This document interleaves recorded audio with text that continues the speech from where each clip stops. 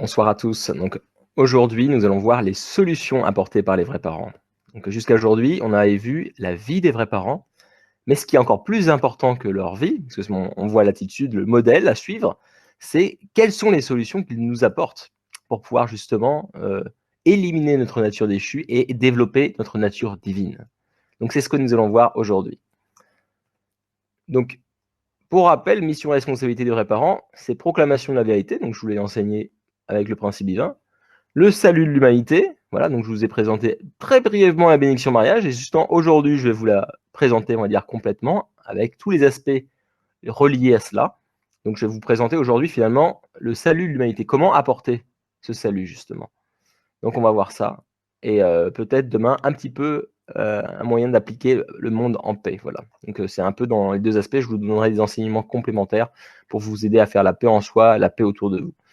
Voilà. Donc salut de l'humanité. Pourquoi? Les gens ils peuvent se dire: «Est-ce qu'on a besoin d'être sauvé?» Tout simplement, beaucoup de gens se disent: «Mais je suis très bien comme je suis.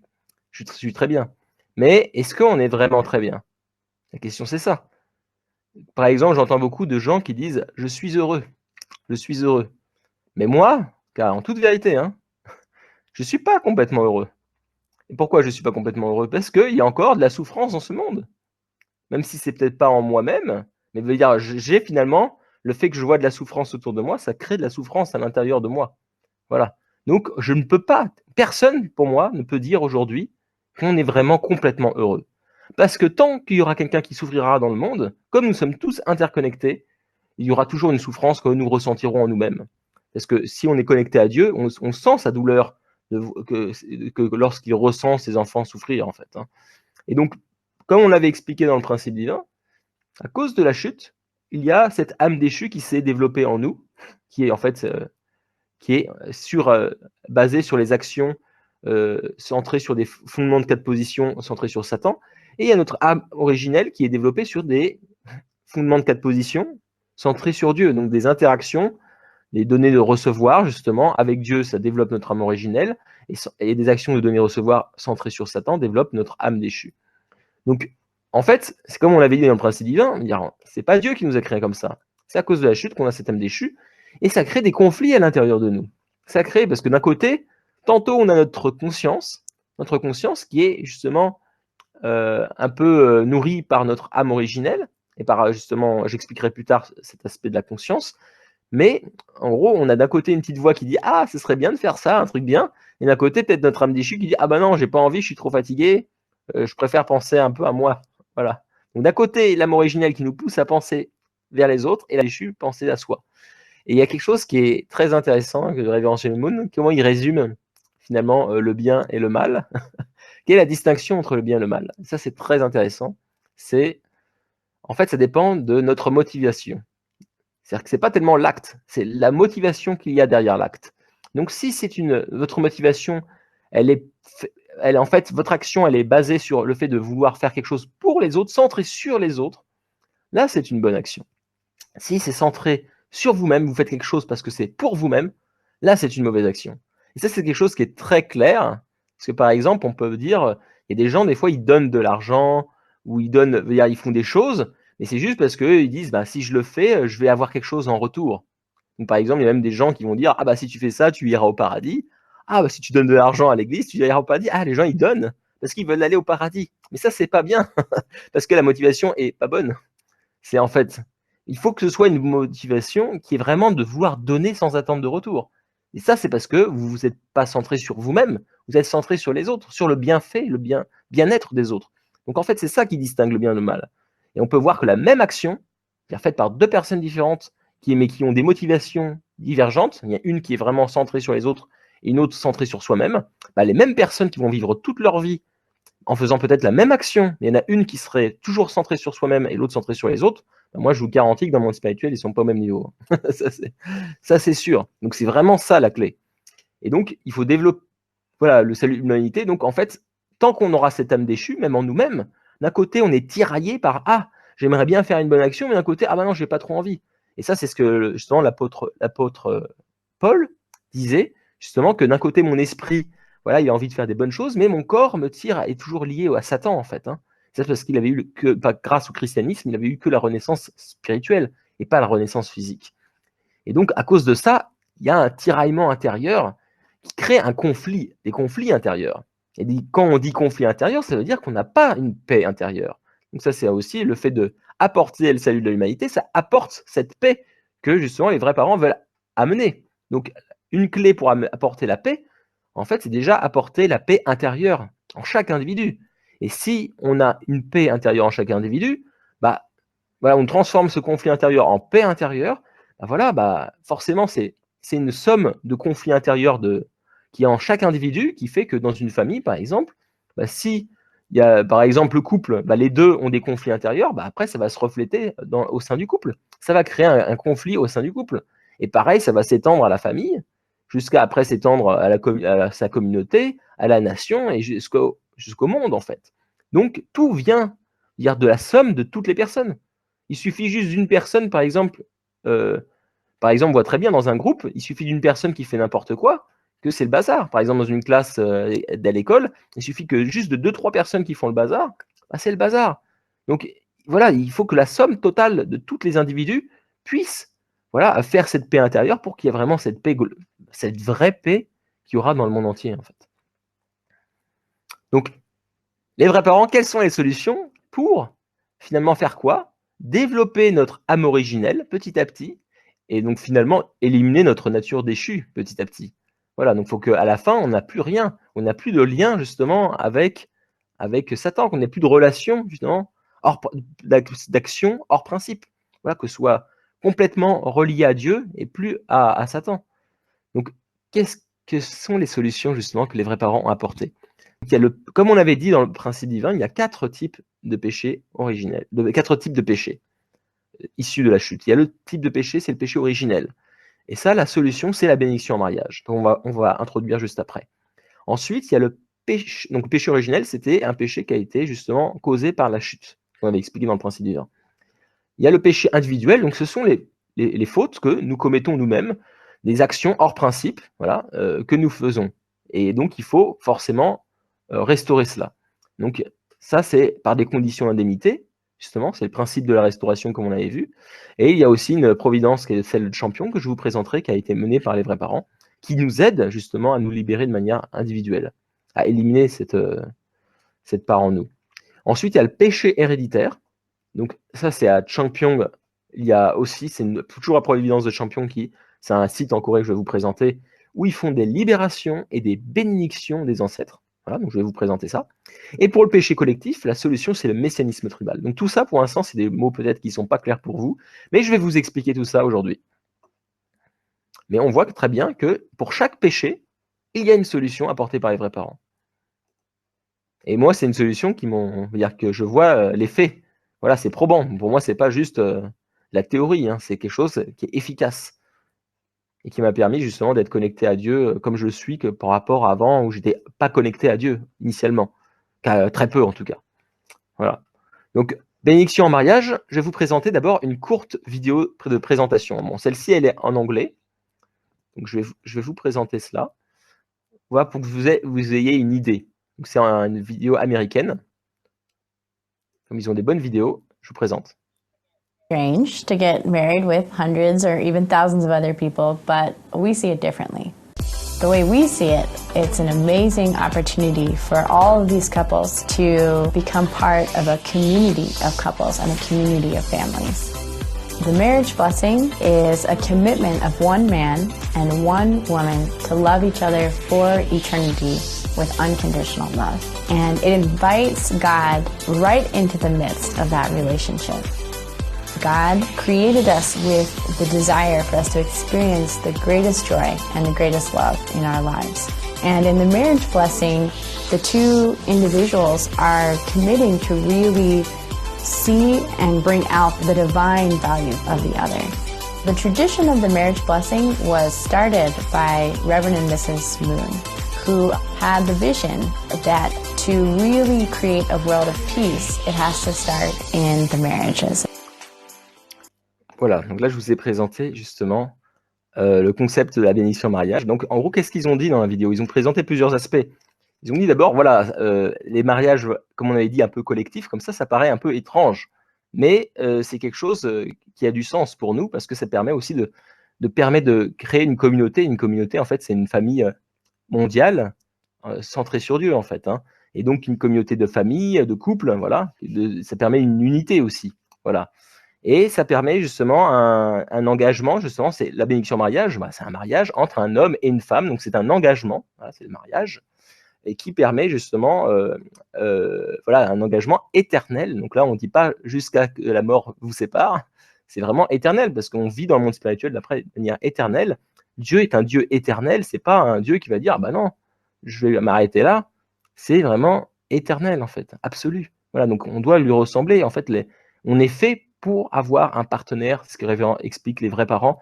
Nous sommes faits pour avoir un seul et unique partenaire pour l'éternité. Ça, c'est le principe. Voilà.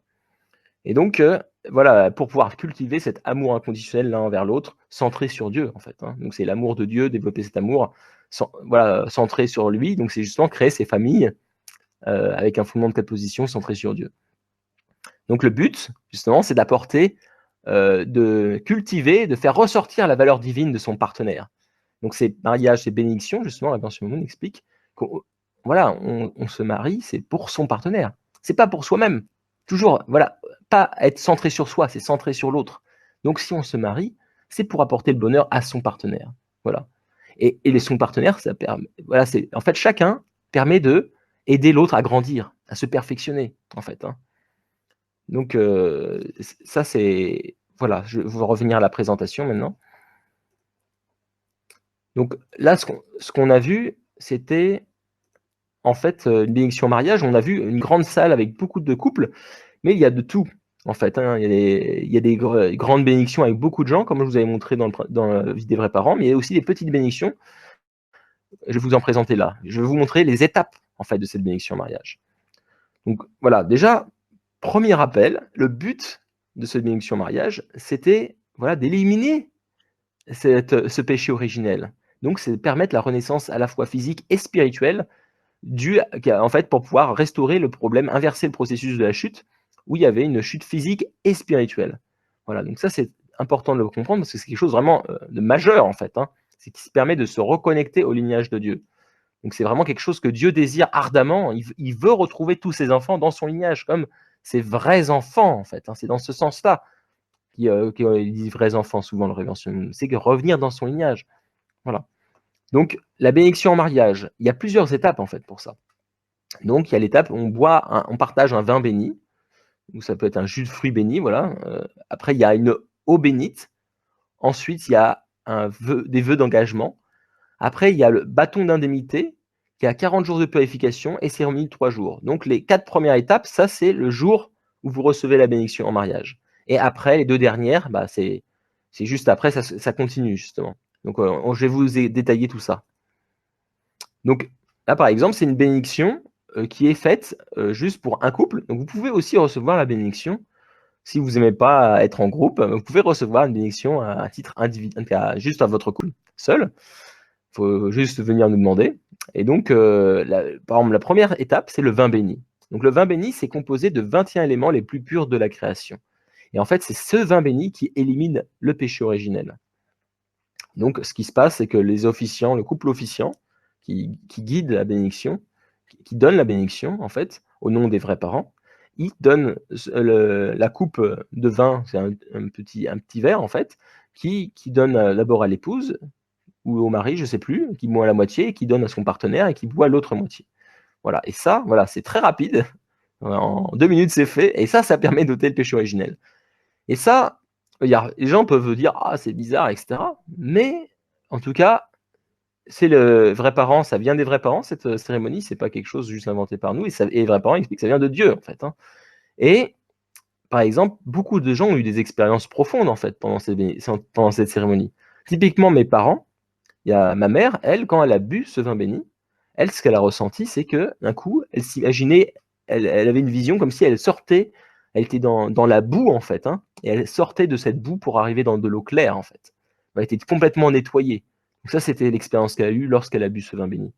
Mon père, par exemple, lui, il a eu une autre expérience. Quand il a bu le vin béni, en fait, d'un coup, il s'est imaginé comme s'il était il y a le Grand Canyon, voilà, donc il y a un grand, énorme fossé, trou, et lui, il était d'un côté, sur une falaise, et de l'autre côté du trou, sur l'autre falaise, il y avait Satan. Et il voyait que Satan ne pouvait plus, finalement, interférer, l'embêter, en fait, hein. Donc il était, voilà, séparé, justement, de lui. Donc ça, c'est très intéressant, très révélateur de ce qui se passe, en fait, par ces levains bénis, en fait, qui permet de ôter ce péché originel, quelque chose que personne d'autre que les vrais parents peut apporter. Ça, c'est vrai. Voilà. Grâce à cette cérémonie de bénédiction, c'est vraiment exceptionnel. Donc, c'est ce qui permet de revenir dans le lignage de Dieu. Donc, ça, c'est la première étape qui dure, voilà, en 2 minutes, c'est fait, en gros. Ensuite, il y a l'eau bénite. Donc, comme beaucoup de religions, voilà, on envoie de l'eau, voilà, pour se purifier, en fait. On asperge le couple d'eau, voilà. Ensuite, il y a les vœux d'engagement. Donc, vœux d'engagement, c'est des vœux, en gros, c'est des principes universels, quel que soit son background, veut dire, si vous voulez vivre un peu, en tant soit peu pour les autres, bah, ça devrait vous aller. On va les lire ensemble. Donc, premièrement, c'est le couple voilà, c'est les vœux d'engagement. Ensemble, nous promettons devant Dieu de rester fidèles en tant que mari et femme et de nous aimer pour toujours. Voilà, donc la notion d'éternité. Voilà, donc ça, c'est pas jusqu'à que la mort vous sépare, pour toujours. Donc ça, c'est le fait, voilà, de la fidélité et voilà, devant Dieu, de rester fidèle en tant que mari et femme, nous aimer pour toujours. Voilà, ça c'est quelque chose assez simple, hein, mais je pense que c'est une valeur universelle. Ensuite, deuxième, ensemble, nous promettons de devenir de vrais parents et d'élever nos enfants et petits-enfants afin qu'ils deviennent aussi des personnes responsables devant Dieu et l'humanité. Donc, comme je vous ai dit, être vrai parent, c'est quoi? C'est accomplir sa part de responsabilité. C'est accomplir, en fait, le but de la création de Dieu. Donc, justement, c'était quoi le but de la création de Dieu? C'était déjà de vivre une vie dans les principes, ne pas faire des actions hors principe, donc centrées sur Satan, faire des actions centrées sur Dieu. Donc, c'est-à-dire des actions, finalement, c'est vivre pour les autres, en fait. C'est ça que ça veut dire. C'est vivre une vie centrée sur les autres, une vie d'amour altruiste. Et donc, vrais parents, ça veut dire devenir des véritables parents dans le sens des parents qui appliquent, en gros, ces principes, tout simplement, et qui accomplissent les 3 grandes bénédictions qu'on avait expliquées dans le principe divin. Donc, la perfection de l'individu, voilà, une famille centrée sur Dieu, et après, justement, développer sa créativité, être le gardien de la création. Troisièmement, ensemble, nous promettons de construire une famille généreuse qui vit pour les autres et qui transmet cette tradition aux futures générations et à toute l'humanité. Voilà, donc simplement un rappel basique de toutes les religions, vivre pour les autres. C'est ce que ça, c'est le message principal finalement de Dieu qu'il faut retenir dans tous les textes sacrés. Vivre pour les autres. C'est ça qui permet de développer notre valeur divine, c'est ça. Nous avons été créés pour vivre pour les autres et pas pour vivre pour soi. Et quand on vit pour soi, on souffre, en fait. C'est ça la réalité. Peut-être que vous avez un bonheur éphémère, mais c'est qu'un bonheur éphémère, c'est pas un bonheur durable et qui grandit, en fait. Donc, quatrièmement, ensemble, nous promettons d'aimer notre prochain, quelle que soit son origine et sa religion, comme Dieu l'aime, et de contribuer ainsi à la réalisation d'un monde de paix. Donc, par exemple, ça, c'est un point qui est très important pour moi. Il y a beaucoup de gens qui, des fois, disent « Ah oui, mais… » Par exemple, j'avais vu sur Facebook quelqu'un qui avait publié, quelqu'un que j'apprécie, hein, mais qui donne des valeurs spirituelles. Mais là, je ne suis pas d'accord sur un aspect. Il disait « Voilà, même la plus belle pêche du monde, la plus juteuse, la meilleure, il y aura toujours quelqu'un pour la détester dans le monde. » Bah, j'aurais tendance à dire oui, dans le monde actuel qui est déchu. Mais nous devons ressembler à Dieu. Est-ce que Dieu, il va dire « Ah, ce fruit-là, non, je le déteste. » Ou alors « Ah tiens, cette personne-là, ah non, je la déteste. » Vous imaginez si Dieu, il pense ça de vous? Vous croyez que vous serez heureux? Non. Bien sûr, Dieu, il n'a pas appliqué ses principes. En fait, il aime tout le monde, Dieu. C'est l'amour inconditionnel. Et donc, nous, c'est pareil, on doit ressembler à Dieu, en fait. Donc, on doit aimer les autres comme Dieu l'aime. On doit voir avec le point de vue de Dieu. Justement, une des caractéristiques de la nature déchue, c'était de voir avec son point de vue et pas celui de Dieu. Donc, si on voit les autres, aux gens autour de nous, il faut le voir avec le point de vue de Dieu. Donc, c'est-à-dire, Dieu, il l'aime. Donc, il faut l'aimer. C'est ça, en fait. Donc, et contribuer ainsi à la réalisation d'un monde de paix. Voilà, donc tout ça, c'est des valeurs simples, pour moi, universelles, finalement, à toutes les religions. Et à tous ceux qui vivent même, qui ne sont pas des religieux, mais qui ont simplement une vie avec une bonne conscience, tout simplement. Donc voilà, il y a ces vœux qu'on fait pendant la bénédiction. Donc ça dure le temps de les lire, voilà. Et chacun dit oui, oui, ok. Ensuite, il y a le bâton d'indemnité. Donc qu'est-ce que c'est en fait? Donc le bâton d'indemnité, on donne 3 coups en fait au niveau des hanches. Donc c'est un peu vers les fesses, avec 3 coups de bâton. Et ça sert à quoi en fait? Cette étape-là, ça permet de régler le ressentiment historique entre l'homme et la femme à cause de la chute, sans l'un entraîner l'autre dans la chute. Finalement, ils se sont pas, voilà, ils se sont entraînés dans la chute mutuellement. Et donc c'est aussi une condition d'indemnité finalement pour payer, pour purifier son partenaire. Ça chasse les impuretés. Voilà, donc c'est une condition. Et on voit très bien que par exemple dans le cours de Jacob, quand il s'est battu contre l'ange, en fait, quand il a restauré en fait l'ordre de souveraineté entre l'ange et l'être humain, en fait, il s'est fait taper où? Il s'est fait taper au niveau des hanches. Donc c'était pareil, c'était une condition d'indemnité pour voilà payer l'indemnité pour pouvoir restaurer en fait, se restaurer. C'est la restauration par l'indemnité, principe de la restauration. Il faut payer quelque chose comme pour faire une valeur pour restituer quoi. Donc là, c'est vraiment une condition très très faible, hein, parce que là, c'est pour payer un peu les erreurs du passé qu'on a pu faire auparavant aussi dans sa vie de couple ou même avant. Voilà, donc c'est pas, en quelque sorte, c'est pas cher payé. Donner 3 coups et souvent, c'est le moment, regardez, vous voyez ici, ils rigolent, ils sont tous en train de rigoler, c'est un moment joyeux. C'est un moment joyeux, en fait. On va pas taper comme une batte de baseball, on tape gentiment. Voilà. Donc ça, c'est dans ce sens-là, en fait. Ensuite, voilà, donc ça, c'est fini, la bénédiction de mariage. Le jour où vous recevez la bénédiction, voilà, ça dure une demi-heure à peu près. Voilà, vous recevez tout ça. Voilà, là, vous êtes béni, mais c'est pas terminé. Parce qu'il y a encore 2 étapes qui restent. Donc la prochaine étape, c'est 40 jours de séparation. En fait, ces 40 jours de séparation, elles ont quel sens? Donc ces séparations, en quel sens séparation? C'est en fait séparation, on ne va pas avoir de rapport sexuel pendant ces 40 jours. Et pourquoi? Pourquoi il y a cette condition? Parce qu'on sait très bien qu'au niveau de la chute, c'était une chute, il y avait un problème au niveau d'une relation sexuelle illicite. C'était une relation sexuelle qui a eu lieu trop tôt. Ils n'ont pas attendu l'heure l'heure de Dieu en fait. Hein. C'est pas Dieu qui leur a autorisé. Donc ils ont fait ça trop tôt. Et donc là, pour restaurer, faire le processus inverse de la chute, Dieu nous demande de faire cette 40 jours de séparation pour pouvoir restaurer ce problème où il y a eu un acte sexuel trop tôt. Donc là, lorsqu'on reçoit cette bénédiction en mariage, après, pendant 40 jours, il faut une abstinence sexuelle. Voilà, et donc ça sert à quoi? Donc ça permet plusieurs aspects. Donc il y a cet aspect de restauration de cette chute. Donc c'est aussi un temps de redétermination à vivre une vie de pureté individuelle. Vivre comme des frères et sœurs, comme à l'époque d'Adam et Ève. Donc revenir à cette époque-là, en fait, c'est un peu ce que Dieu veut retrouver. Donc Adam et Ève auraient dû attendre leur maturité. Prouver qu'on peut. Alors, il y a aussi d'autres aspects, c'est pour prouver qu'on peut surmonter ce qu'Adam et Ève n'ont pas pu faire. Donc aussi, il faut montrer à Dieu qu'il peut avoir confiance en nous. Voilà. On a peut-être fait des problèmes avant, mais moi, je suis déterminé à vivre, à revenir dans ton lignage, à vivre une vie centrée sur toi, à vivre selon tes principes, parents célestes. Voilà, mais je vais faire cette condition de 40 jours.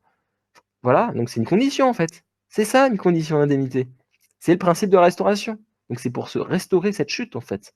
Donc on demande 40 jours, c'est le cycle. Comme on a vu avec Jésus, Moïse, ils ont tous fait des 40 jours. Mais nous, il faut le faire aussi, tout simplement. Il faut le faire aussi. Donc c'est 40 jours d'abstinence sexuelle en fait. Et donc c'est aussi pour prouver à son époux et à son épouse qu'on peut maîtriser ses pulsions sexuelles. Donc ça peut aussi restaurer dans certains cas une confiance qui aurait pu être perdue parce qu'il y avait des problèmes dans le couple. Donc c'est une confiance pour assurer cette confiance pour la future vie conjugale. Donc voilà, une confiance mutuelle entre Adam et Ève. Parce que finalement, quand ils ont eu des problèmes, Ève a entraîné Adam dans sa chute, il y a eu des conflits après entre eux aussi, à cause de ça. Hein, parce qu'il l'avait embarqué à chuter avec lui. Tu vois. Et quand on dit Adam, qu'est-ce qui s'est passé? Ah, c'est de la faute d'Ève si j'ai chuté. C'est ce qu'il a dit un peu, quand Dieu est venu le voir. Pourquoi t'as fait ça? Il dit, c'est de la faute de Ève. Voilà, donc on sent qu'il a créé de l'animosité. Il faut aussi, à un moment donné, restaurer ça, restaurer une confiance entre le couple. Ça sert aussi à ça. Donc ça restaure la situation de la chute. Donc c'est une étape importante, qui est très importante de réussir. Et si vous ne réussissez pas, malheureusement, vous ne réussissez pas, vous devez recommencer tout. Voilà, tout simplement. Vous recommencez, recevoir de nouveau la bénédiction mariage, et vous recommencez vos 40 jours. Voilà, donc c'est pas la fin du monde, c'est juste que, voilà, il faut recommencer. Et je vous conseille de réussir pour pas recommencer. Donc ensuite, après les 40 jours d'abstinence sexuelle, voilà, il y a une cérémonie de 3 jours, donc cérémonie intime, justement, en fait, où le couple seul commence à avoir de nouveau des relations justement sexuelles. Donc c'est pour ça que je dis cérémonie intime, qui vise à restaurer les positions originelles d'Adam et Ève que désirait Dieu à l'origine. Donc c'est là aussi, on prend en gros, il y a une cérémonie pour un peu nettoyer les organes sexuels, comme par exemple d'autres religions se nettoient le corps, etc. Donc voilà, c'est ça, c'est comme cérémonie. Donc ça, de toute façon, ce sera expliqué en détail le jour où vous serez intéressé par la bénédiction, mais il n'y a rien de spécial. Voilà. Simplement une cérémonie centrée sur Dieu, encore une fois, de même niveau. Donc, une fois que vous avez fini, et voilà, c'est le 3e jour, quand c'est fini, il faut vraiment avoir accompli jusqu'au bout, et c'est à la fin que vous êtes restauré dans le lignage de Dieu. Voilà. Donc, il faut vraiment tout accomplir, en fait. Si vous faites à moitié, ça ne marche pas. Après, ça fait une bonne condition, mais ça ne permet pas de changer le lignage. Là, quand vous avez tout accompli, ça permet d'éliminer le péché originel à la fois spirituellement et physiquement. Voilà, et de vous ramener dans le lignage de Dieu. Donc après, qu'est-ce que je dis? Je dis attention, bénéfice conditionnel. Donc c'est dans le sens que ça ne suffit pas. Ça ne suffit pas. C'est bien de se ramener dans le lignage de Dieu. C'est vraiment quelque chose qu'on ne peut pas faire et c'est très important. Parce que pour vous donner une image, en fait, c'est quoi les péchés? C'est parce qu'on a eu une action de donner-recevoir à un moment donné dans notre vie, où nos ancêtres, ou justement nos premiers ancêtres par Adam et Ève, il y a eu dans le passé une action de donner-recevoir centrée sur Satan, pas centrée sur Dieu. Et donc, à cause de ça, on a des liens, on a créé un lien. Parce qu'une action de donner-recevoir, c'est quoi? C'est avoir une interaction justement avec Satan. Donc, quand on fait des fautes, finalement, on a une interaction hors principe qui est avec Satan. Et donc, on se lie à lui. Et quand on est lié à lui, bah lui, ah, tiens, je te tiens, toi. C'est comme si, pour imaginer, c'est comme s'il nous tenait par des chaînes. D'accord? Nous tient par des chaînes, qui est la chaîne du péché, nous tient comme ça. Et donc, voilà, pour pouvoir aller vers Dieu, il faut briser ces chaînes. Donc c'est pour ça que je suis en train de vous présenter comment éliminer ces chaînes, comment éliminer ces différents types de péchés. Donc là, on est en train de parler de la bénédiction mariage qui permet d'éliminer le péché originel. Mais après, il y a les 3 autres types de péchés encore. Donc c'est pas totalement éliminé. Il y a encore 3 autres types de péchés qu'on verra comment éliminer. Donc déjà, c'est pas fini. C'est-à-dire qu'il faut continuer à faire en fait les 4 types. Et en plus de cela, c'est pas parce que vous avez éliminé, en quelque sorte, toutes les chaînes qui vous lient à Satan que vous pouvez recommencer à faire des bêtises. Si vous recommencez à faire des bêtises, voilà, bah, vous allez faire de nouveau des actions avec donner-recevoir, avec Satan, bah hop, vous allez recréer une chaîne après. Donc si vous recevez la bénédiction et derrière, vous faites n'importe quoi, par exemple, vous commettez des adultères, vous faites des bêtises, vous tuez quelqu'un, j'en sais rien, plein de mauvaises choses, bah là, bien sûr, votre bénédiction est perdue. Hein. Vous voyez ce que je veux dire? Donc vous allez recréer un lien avec Satan que vous avez fait en sorte, avec la bénédiction, de couper, en fait. Hein. Mais là, donc c'est très important de toujours être centré sur Dieu, en fait. Hein. Voilà. Donc, et si on est centré sur Dieu, centré sur les vrais parents, c'est là qu'on va voir tous les bénéfices. Parce que d'un côté, il y a éliminer les liens avec Satan. Donc ça, c'est ce que je vais vous présenter aujourd'hui. Et il y a quoi après? Il y a comment se rapprocher de Dieu. Parce qu'en fait, là, le fait d'éliminer ces différents types de péchés, en gros, on n'a plus de chaînes qui nous retiennent. Donc c'est comme si il y avait Satan qui nous retenait avec ses chaînes. Nous, on essaie d'avancer vers Dieu, on n'y arrive pas. J'y arrive pas, c'est trop d'efforts, on fait énormément d'efforts. Mais une fois qu'on a éliminé toutes ces chaînes, c'est beaucoup, beaucoup plus facile de se rapprocher de Dieu et de vivre en conformité avec ses principes, en fait. Hein. Et ça, on verra comment, justement, élever notre conscience, comment élever notre nature divine. Ça, c'est justement demain qu'on verra ça. Voilà, en tout cas, donc c'est un bénéfice conditionnel dans le sens qu'il faut quand même vivre des vies centrées sur Dieu. Voilà, et on a vu qu'il y avait des 4 promesses. Donc la bénédiction, c'est aussi, il faut assumer ces 4 promesses. C'est ça. Si vous ne respectez pas ces 4 promesses, le bénéfice que vous avez de la bénédiction va être perdu, tout simplement. Voilà. Mais si vous accomplissez ces 4 promesses, vous continuez à vivre une vie centrée sur Dieu, etc., centrée sur les autres, là, naturellement, vous allez voir tous les bénéfices et vous allez vivre une vie beaucoup plus heureuse et beaucoup plus épanouie, tout simplement. Parce que vous êtes en conformité avec le principe de Dieu.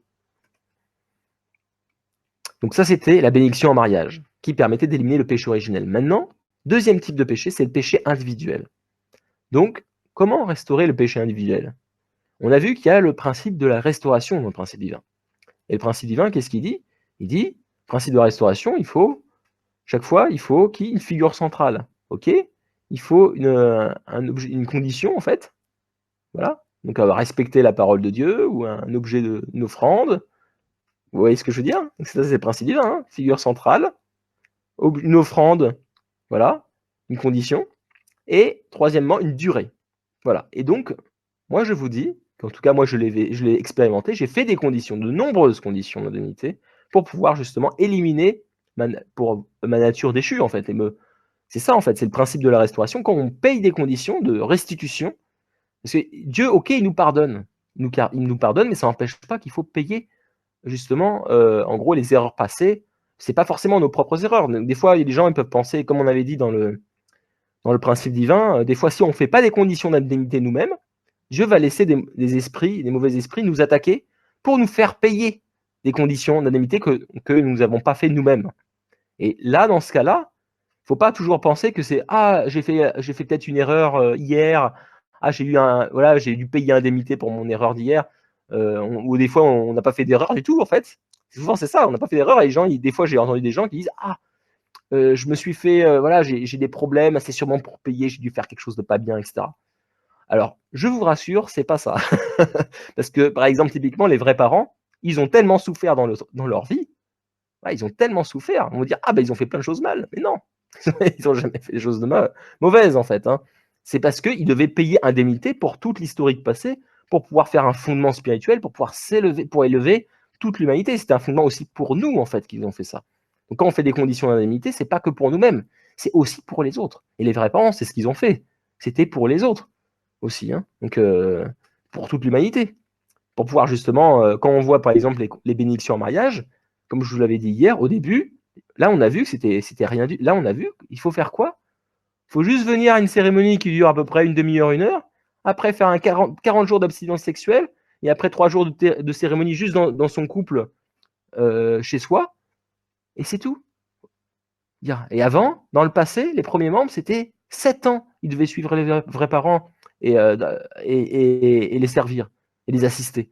Vous voyez la différence? C'est parce que les vrais parents et tous les premiers membres, ils ont tellement payé les conditions d'indemnité, ils ont fait beaucoup d'efforts que ça a permis, grâce au mérite de l'âge, grâce au mérite de tous ces membres, grâce au mérite des vrais parents, de tous leurs efforts, maintenant, il n'y a plus toutes ces conditions d'indemnité à payer. Voilà. Mais pour vous-même, pour nous-mêmes, voilà, quand on a peut-être des problèmes, des péchés, moi, je vous dis que ça permet de pouvoir éliminer plus facilement, de s'élever plus facilement, de éliminer notre nature déchue, individuelle en fait, au péché individuel, le fait de faire des conditions d'indemnité et de dévotion. Donc par exemple, ça permet de revenir vers Dieu dans le sens qu'on élimine notre nature déchue, donc ça nous aidera plus facilement à revenir vers Dieu.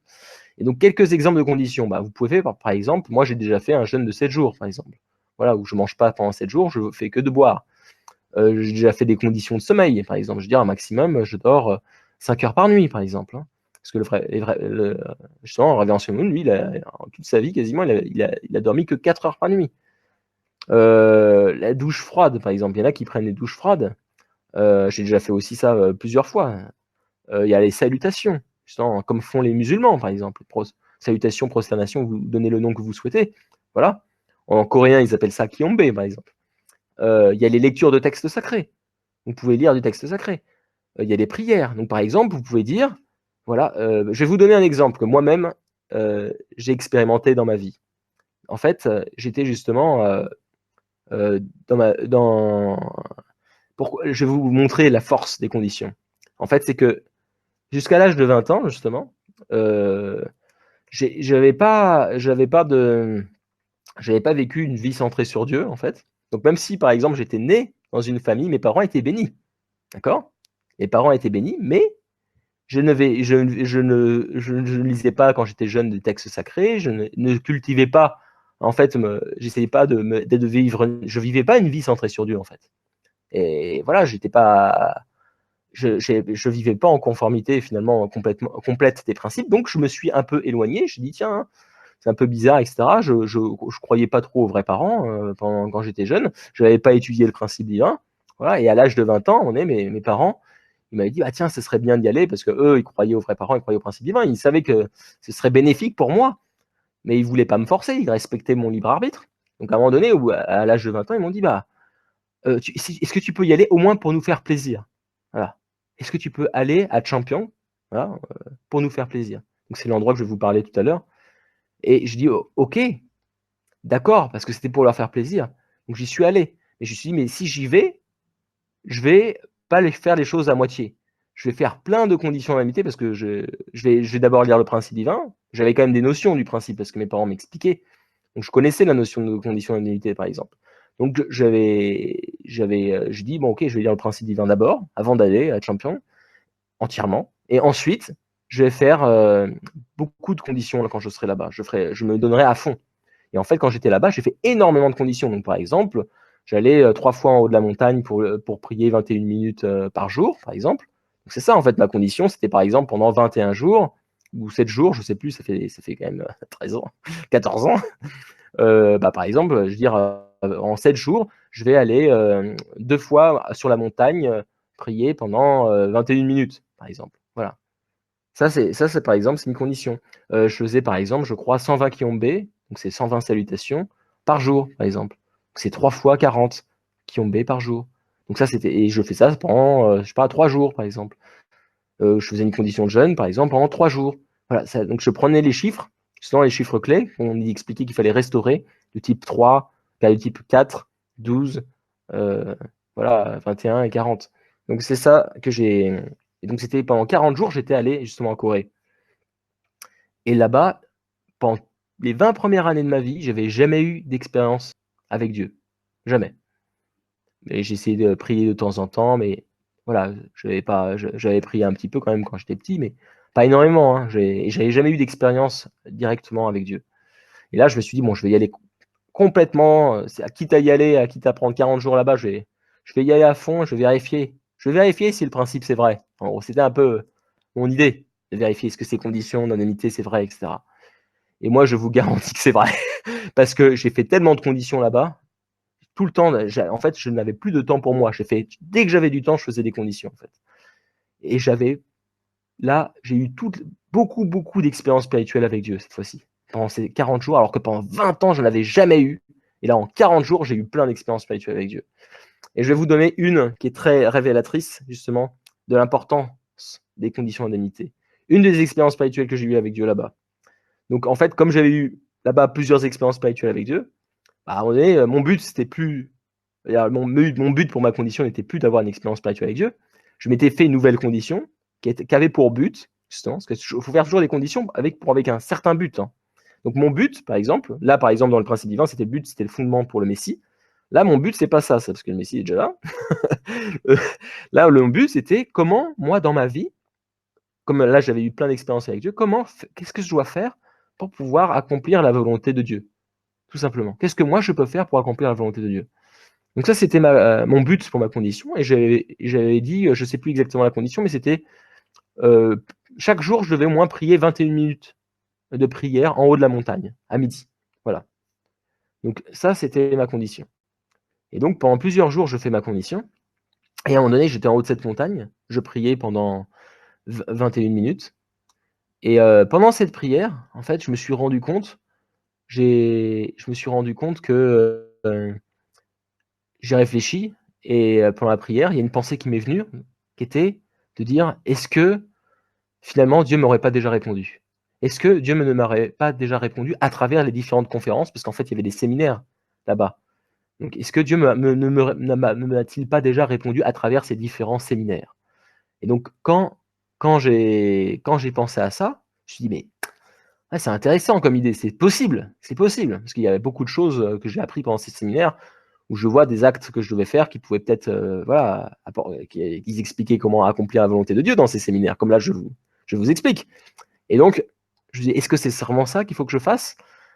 Et en fait, j'ai pensé à poser une condition à Dieu cette fois-ci. Comme je faisais tellement de conditions, je me dis, tiens, je vais poser une condition à Dieu. Et donc j'ai dit, voilà, il faut que d'ici 1 minute, il faut qu'il y ait une bestiole qui se pose sur mon bras. Donc j'avais une certaine idée de un genre de cousin qui se pose sur mon bras dans 1 minute. S'il y a une bestiole qui se pose sur mon bras, ça voudra dire quoi? Ça voudrait dire que oui, c'est par les conférences que Dieu me guide à savoir ce que je dois faire pour accomplir sa volonté. Donc, je prie, voilà, pendant 1 minute, je me concentre. Et au bout d'1 minute, bah, j'ai rien. Il y a pas d'insecte qui est venu, voilà. Moi, je dis: «Ah bah, t'inquiète pas Dieu, c'est pas grave, j'ai déjà eu plein d'expériences spirituelles, j'ai pas été négatif du tout». J'ai continué à prier. Donc je pensais juste que j'ai pas eu d'expérience, j'ai pas eu Dieu qui m'a donné une réponse, tant pis. Voilà, c'est pas tous les coups, quoi. Et finalement, je continue à prier et après je réfléchis dans ma tête et je dis: «Mais c'est peut-être que la réponse, ça veut peut-être dire que non. Peut-être que c'est pas par, les conférences qu'il m'enseigne ce que je dois faire pour accomplir sa volonté». Donc quand j'ai pensé à ça, je me suis dit: «Ah, c'est peut-être ça, mais c'est peut-être aussi qu'il n'était pas là. Peut-être qu'il m'a pas écouté justement et qu'il faisait autre chose». C'était ma première idée, c'est qu'il était en train de faire autre chose, je voulais pas l'embêter. Mais peut-être que ça voulait dire non aussi. Donc comment savoir c'était quoi la réponse? Donc j'ai lui armé une couche, hop, une deuxième condition. Donc je lui ai dit: «Voilà, il faut que dans 1 minute, il faut que quelqu'un parle très fort». Donc ça, c'est une condition exceptionnelle parce que et même la première aussi, hein, parce que là, j'étais à midi. À midi, en général, il y a personne. Parce que c'est en haut de la montagne. Les gens allaient c'est un genre de pèlerinage chaque matin, ils vont en haut de la montagne, mais à midi, il y a personne. Il y a juste 1 ou 2 personnes et là, justement, quand j'y étais en train de prier, il y avait qu'une seule autre personne qui était silencieuse et ce qu'il faut bien comprendre, là, ça faisait depuis une trentaine de jours que j'y étais, donc c'était la première fois que j'étais là-bas et pendant 30 jours, j'ai toujours entendu juste les gens chuchoter au maximum. Donc il y a jamais quelqu'un qui a parlé fort parce que c'était un endroit de recueillement, sacré, voilà donc personne, parlait fort. Donc moi je demandais, «Faut que quelqu'un parle très fort». Donc c'est une condition, il y a un niveau statistique, parce que moi je suis quelqu'un de scientifique, je demande des trucs un peu costauds. Voilà, et des trucs où je peux pas avoir de doute et voilà, donc j'ai demandé ça, ce qui était pas facile et donc qu'est-ce qui s'est passé? Donc je dis: «Voilà, il faut que quelqu'un parle très fort» et si quelqu'un parle très fort, c'est-à-dire que oui, tu étais là, tu étais bien présent et tu m'as écouté. Voilà, c'est ça que ça voudrait dire. Et si en gros il y a personne qui parle fort, bah, en gros t'étais pas c'est juste ce que ça veut dire que t'étais pas en gros tu pas là, quoi. Et donc je continue à prier et qu'est-ce qui se passe? Au bout d'1 minute, bah, encore rien. Oh! Bah, là j'ai pas du tout eu de déception ou quoi que ce soit. Je dis: «Ah bah, t'inquiète pas, parent céleste, voilà, j'arrête de t'embêter avec mes petits désirs à moi». Voilà, donc de savoir ce que je dois faire pour faire ta providence. OK, bah, je continue à prier, je t'embête plus, voilà, sur ce sujet en tout cas, voilà. Donc je continue à prier, je pense plus à ça. Je suis très concentré sur ma prière, en fait et à un moment donné, il y a quelqu'un qui parle très fort. Quelqu'un qui parle très fort, que c'est tellement fort que ça me fait sursauter et donc j'y pense même pas à ma condition à ce moment-là, je flippe, en fait, hein, j'ai peur. Je me sursaute et je regarde, c'était le seul gars qui était avec moi qui commence à parler très fort. En fait, il y a des Françaises qui étaient en train de monter en haut et en fait, le Coréen, de ce que je comprenais, c'est qu'il proposait de prendre en photo, ces jeunes Françaises. Donc c'est la seule fois où quelqu'un parlait très fort. Il était très enthousiaste, quoi et donc une fois qu'il se lève, machin, je commence à réaliser que c'était lié à ma condition, en fait, hein et donc je dis: «Mais c'est pas ma condi c'est ma condition, là, que quelqu'un parle très fort» et d'un coup, par réflexe, je regarde ma montre. Je regarde ma montre et je vois pile poil 21 minutes. Donc c'était justement le montant de ma condition. Fallait que justement faire 21 minutes de prière. Et là, pile poil 21 minutes, je regarde quand quelqu'un parle fort, je regarde ma montre à ce moment-là. Quand je réalise, je regarde ma montre, 21 minutes pile poil. Et pendant que je regarde ma montre, il y a une bestiole, celle que j'imaginais, qui vient se poser sur mon bras dans la même minute, au bout de genre 15 secondes. Vous imaginez? Donc tous les éléments que j'ai demandés sont arrivés. Donc c'était quoi la grosse leçon à ce moment-là? Ce que j'ai ressenti à l'intérieur de moi-même, c'est très émotionnel, hein, c'est très intérieur en fait, hein. Ce que j'ai ressenti, c'est que Dieu il disait: «Bah, déjà oui, j'étais à côté, j'étais là, j'étais présent, je t'ai écouté. Oui, c'est par les conférences, que je t'enseigne, justement par, les conférences que tu fais, dans ce lieu à Champyong, que je te guide pour savoir ce qu'il faut faire pour accomplir ma volonté» et troisièmement, c'était: «Il faut d'abord que tu fasses» 3e leçon, c'était: «Il faut d'abord que tu termines tes conditions pour que je puisse être capable de te donner». Voilà, de te donner les réponses. Voilà, je ne peux pas te donner si tu ne fais pas tes conditions. Donc là, voilà, importance conditionnalité. Il faut faire des conditionnalités pour être capable de recevoir ce qu'on demande à Dieu. Et là, quand je dis, recevoir ce qu'on demande à Dieu, moi, c'était pas dans un but égoïste, c'était un but pour faire la volonté de Dieu quand même. Hein. Et il y a beaucoup de fois où on veut faire la volonté de Dieu, mais on ne sait pas, on a besoin de guidance en fait. Et voilà. Et pour pouvoir être aidé, il faut faire des conditions d'amitié. Voilà, il faut faire des dévotions. Et là, le monde spirituel, on va avoir beaucoup de guidance. Et là, je vous ai donné une expérience qui est très claire en fait, hein, parce que là, c'était vraiment au bout de la fin de la condition que j'avais justement le retour en fait, hein, les fruits. Mais il y a plein de fois après voilà, depuis l'âge de 20 ans, j'ai fait plein de fois des conditions et j'ai eu plein de guidance. Parce que dès que je commençais à faire des conditions, Dieu me donne plein de guidance par rapport à comment je dois aller en fait. Hein. Donc ça, c'est très fort en fait. Hein. Donc je vous encourage de manière très forte à faire des conditions d'amitié. Ça peut vous aider à avoir des guidances de Dieu en fait. Hein. Et typiquement, si vous avez des doutes, par exemple sur les vrais parents, est-ce que ce sont vraiment les vrais parents, sur le principe divin, est-ce que c'est vraiment la vérité, vous pouvez faire des conditions d'amitié pour essayer d'avoir des réponses, de vous aider à avoir des réponses du ciel. Est-ce que Dieu puisse vous donner, en gros, cette réponse. Voilà, donc moi je vous engage, si vous avez des doutes ou des problèmes pour n'importe quel sujet, vous aider, par exemple, vous pouvez faire des conditions d'amitié pour vous aider à avoir le ciel qui vous guide, en fait. Hein. Et ça permet aussi de vous éliminer la nature déchue. Voilà, c'est le principe de la restauration, tout simplement. Donc voilà, là je vous ai bien présenté sur la façon d'un point de vue individuel, c'est par les conditions d'indemnité. En tout cas pour moi, en tout cas dans mon expérience, qui est très très fort. Donc quelque chose qui est important aussi, quand on est en train de éliminer les péchés individuels, c'est que quand on a fait des erreurs dans le passé, des fois on peut penser que voilà, on a tellement fait d'erreurs, c'est pas possible, on peut plus être pardonné. Hein. Des fois on peut penser ça en fait. Hein. On a tellement dans le gouffre émotionnel, on peut dire ah mais personne m'aime, Dieu peut pas m'aimer. Voilà, on peut avoir ce genre de sentiment. Hein. Et en fait, il faut être capable de se pardonner. Donc on dit chaque fois, il faut être capable de pardonner les autres, mais il faut aussi être capable de se pardonner à soi-même. Ça permet de se libérer des sentiments mauvais en nous, de se libérer et d'avancer en fait. Parce que si on reste toujours sur un échec, c'est ça en fait, quand on a fait des péchés dans le passé, c'est des échecs, en quelque sorte. Et il faut à un moment donné passer à autre chose. Et je vais vous donner un exemple, par exemple. Mais bien sûr, c'est quand on se pardonne à soi-même, c'est qu'il faut déjà avoir eu conscience qu'on a fait une erreur.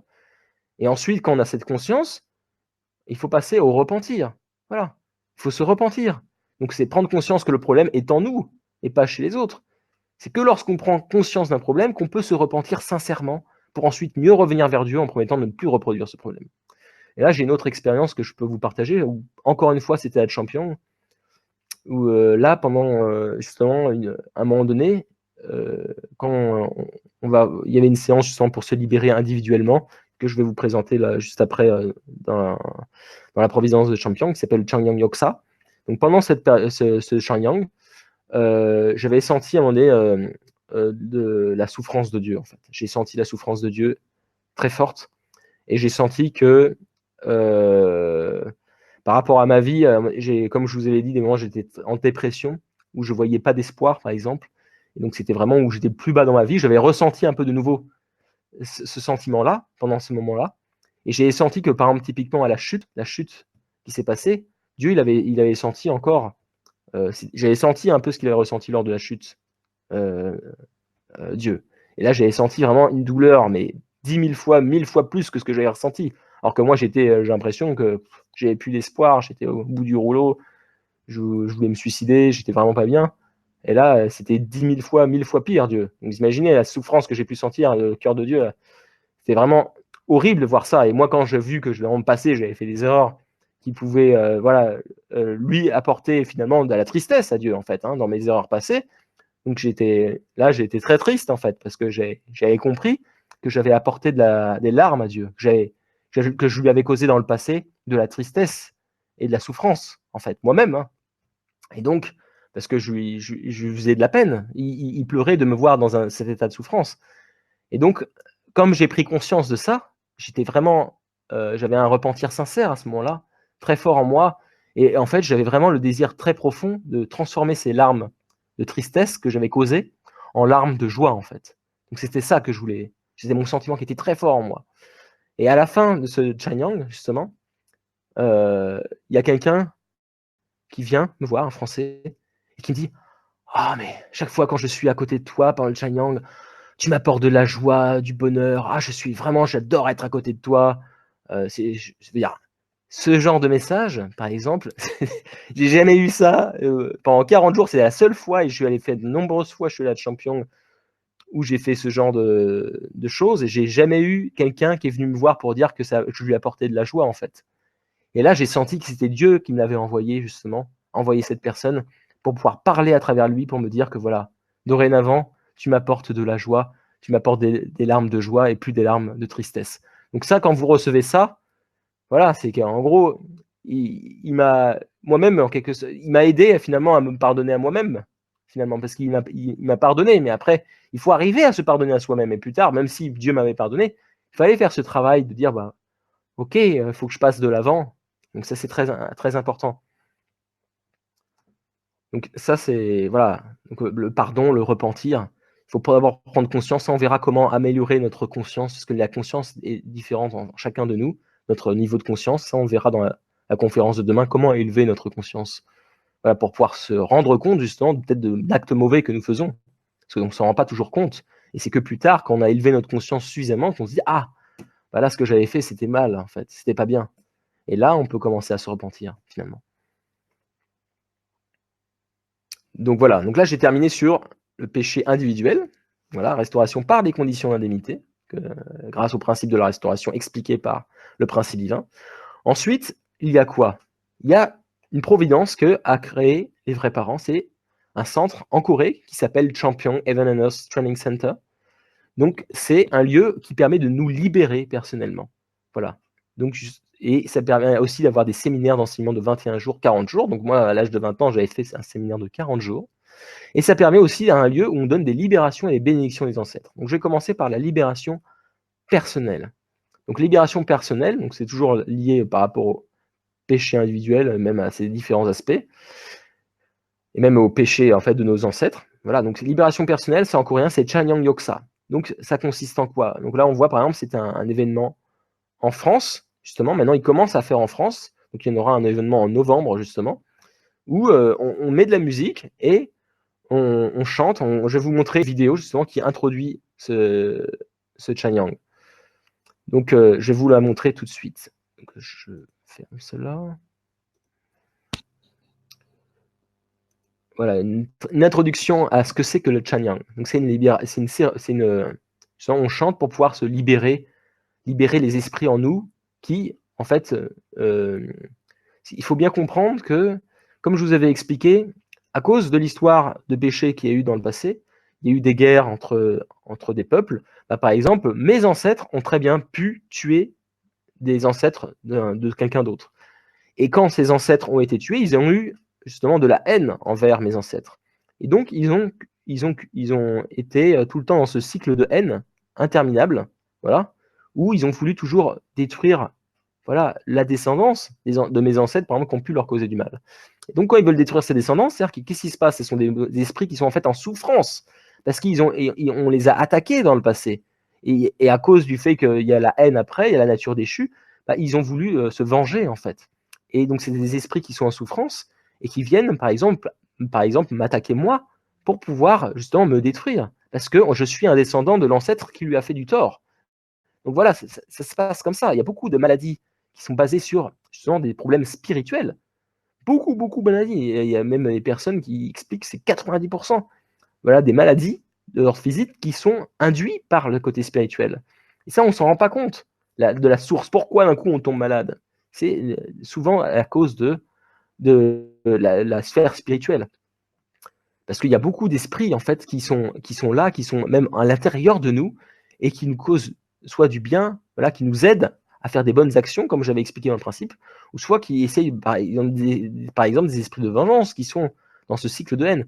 Donc ces séances-là, ça permet en quelque sorte de se libérer de ces esprits et de les envoyer dans le monde spirituel pour pouvoir ensuite avoir des séances par exemple des séminaires de 100 jours qui représentent en fait 100 ans là-haut dans le monde spirituel, qui vont les amener à être éduqués pour pouvoir justement éliminer leur nature déchue dans le monde spirituel petit à petit et cultiver leur nature divine. Et à la fin, on leur propose, donc ça c'est la libération des esprits, mais on peut faire pareil ça avec nos ancêtres. Et ensuite, il y a la bénédiction aussi de ces esprits. Donc on peut libérer donc nos esprits et de nos ancêtres et aussi les bénir. Et quand on fait ces séances de Chanyang, ça libère les esprits, par exemple, qui nous en veulent en fait, à cause peut-être des problèmes de nos ancêtres. Et donc ça permet de nous libérer, voilà, de cela. Et je vais vous expliquer des expériences personnelles là-dessus après.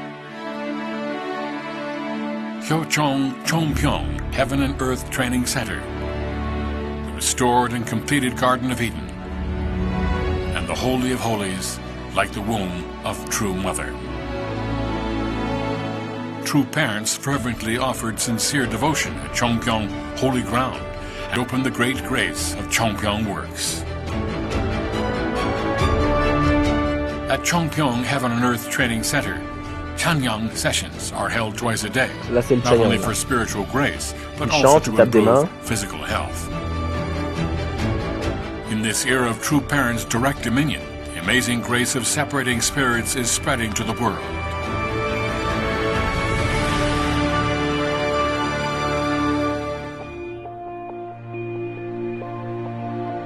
Chongpyong Works is liberating the Donc, les œuvres de Champion permettent de libérer les esprits qui sont à l'intérieur des êtres humains. Ça, c'est le Révérend Sun qui parle. spirits that are inside human bodies.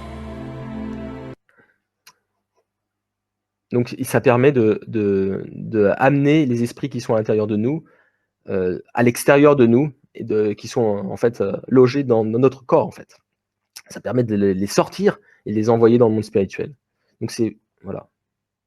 It is driving out the numerous evil spirits nesting in the body. There is Voilà. spiritual cleansing through the Les anges qui Chanyang retirent les sessions mauvais as the esprits evil and resentful souffrance, spirits that d'ailleurs. are in our bodies are separated and then D'ailleurs, faut pas dire mauvais esprits, c'est les esprits en souffrance. C'est comme, on peut pas dire que ce sont des mauvaises personnes, ce sont des personnes en souffrance. En fait, ce sont les actes qui sont mauvais, parce que c'est les actes hors principe. Mais les personnes, ce sont les enfants de Dieu. Ce sont tous des enfants de Dieu.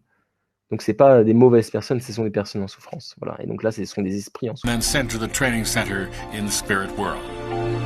The liberated spirits will attend a 100-day workshop in the spirit world and become good spirits that support us in doing good. Donc en fait, là, ce qu'il explique, c'est qu'il y a des anges qui viennent retirer pendant ces sessions-là les esprits en souffrance à l'intérieur de nous pour les amener dans le monde spirituel. Et grâce à ces séminaires de 100 jours qui durent 100 ans dans le monde spirituel, après, ça permet de les transformer complètement en ce qu'ils appellent absolute good spirits. Donc c'est des esprits de bonté en fait, hein, qui ensuite permet, voilà, de aider Dieu à sa providence en fait, parce que le monde spirituel agit beaucoup sur le monde physique. Et je vous donnerai quelques exemples comment. Good deeds.